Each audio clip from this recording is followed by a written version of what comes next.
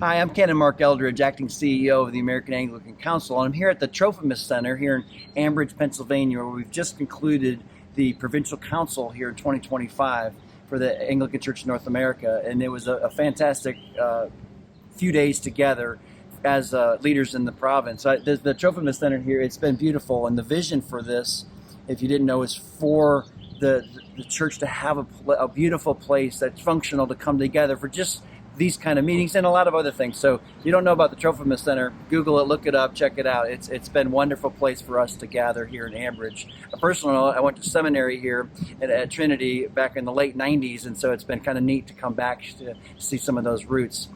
The council itself was excellent. A couple things that we're really excited about is our new Director of Anglican Governance Ministries, Andrew Rowell, who's heading up the governance task force for the province, did a great job presenting on the Title I and Title IV amendments to the canons, and it just represented a well, but he also just laid it out and helped everyone here really understand what the changes are for and why they're good, and there's more work to be done on those, but that was important. Another thing, Bishop Steve Breedlove's heading up a new initiative called the Common Life Commission, and that's going to be, we think, really helpful to see the church as a whole and the ACNA work together and address some of the things that have historically caused disunity around women's ordination or across jurisdiction. And so some of those things that just weren't talked about, they're being talked about openly, and it seemed really healthy from our perspective for the sake of unity for the church moving forward.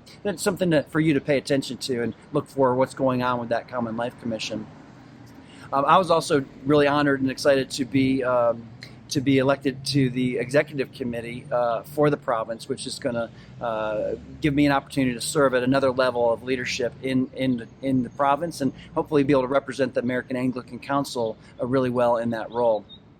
Again, on a personal note, one of the things I've just really been impressed with, and I've come to a lot of these things over the years with Bishop Phil, is that there just seems to be a new sense of collaboration and cooperation, a desire for like all the different ministry partners. Like, we just need to be working together. And I don't think anyone was intentionally in the past not wanting to, but we kind of like all working on each of our individual ministries and kind of in our silos, we'd come together here and we all like each other. But there just seemed to be a real shift in the air, so to speak, of like, we need to be working together closer. And so lots of good collaboration. I had a great coffee with Molly Ruck, who is the leader of the Always Forward church planting movement. I never met her before, but the work of church planting and the work that we're doing with church revitalization, there's so much overlap. And so as we're talking about, like, well, I teach that. And so we're going to have continued conversations about how the ACNA's church planting arm and the church revitalization arm, that we can work more closely together. Very exciting. And just I had a lot of other similar conversations like that.